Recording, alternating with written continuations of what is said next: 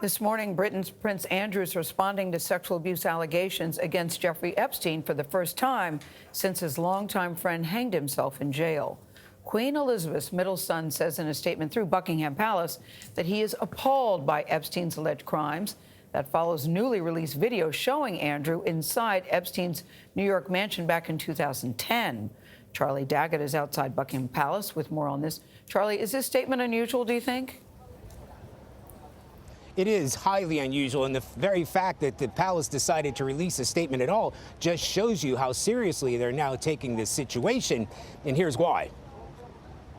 It was in response to this video allegedly showing Prince Andrew waving goodbye to a young woman at Epstein's Manhattan mansion, purportedly shot in 2010 and taken less than an hour after Epstein left the house with another young woman. The prince even appears to check that no one was looking, but cameras were, which has forced Buckingham Palace to state His Royal Highness deplores the exploitation of any human being and the suggestion he would condone, participate in, or encourage any such behavior is abhorrent.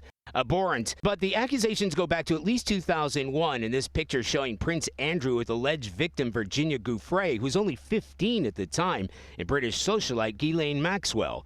She says Maxwell acted as a madam, passing her around to Epstein's friends. It started with one, and then it trickled into two, and then so on and so forth. And, you know, before you know it, I'm being lent out to politicians and to academics and to people that royalty. Unsealed court documents allege Giuffre was trafficked to Prince Andrew, a claim that was previously dismissed by a judge and struck from the record.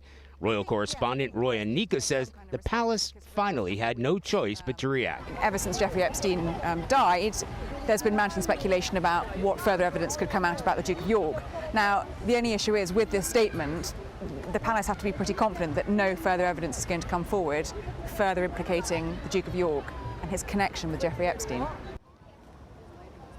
Now, it's important to note this happened in 2010. This is 2 years after Epstein was charged and found guilty of sex crimes. Critics say Prince Andrew should have cut off that relationship there and then. Anthony? All right, Charlie Daggett in London. Thanks, Charlie. Same time, interesting piece in the New York Times over the weekend on Epstein's last days in prison. 750 prisoners in the Metropolitan Correctional Center. Only 18 guards or staff, 10 of whom were working overtime. So you see why they're overworked there when you look at those numbers. Yep, very interesting reporting.